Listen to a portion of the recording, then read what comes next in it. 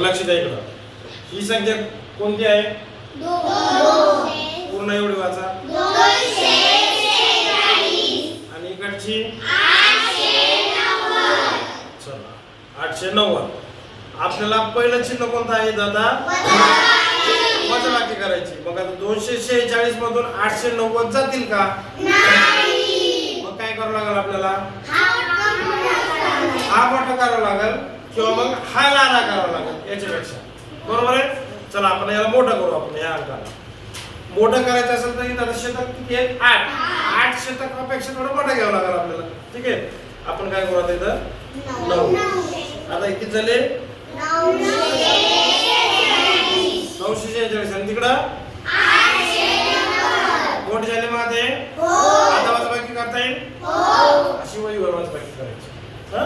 त्याच्यानंतर दुसरं चिन्ह आहे बेरीज चिन्ह. काय करायचंय दोघांचं आता? बेरीज. कोणाची करायची? 809 ची बेरीज करायची. बरं. त्यानंतर काय करायचं? इथं लहान मोठेपणाचं चिन्ह आहे. याचा अर्थ काय होतो या चिन्हाचा? हा हे टोक इकडे, याचा अर्थ इकडे छोटी आहे. मग छोटी इकडं हे चिन्ह बसेल का इथं? हे चिन्ह बसणार नाही. त्याच्या खाली तसंच आणि दुसरं चिन्ह आहे तिकडं टोक आहे तसं. आता बरोबर आहे की चिन्ह? हे चिन्ह या ठिकाणी वापरायचं आपल्याला. परीक्षेमध्ये काय होतं? इथं तुम्हाला रिकामी जागा दिलेली होती. 2 संख्या देतात आणि मग चिन्ह कोणतं लिहायचं लहान मोठेपणाचं.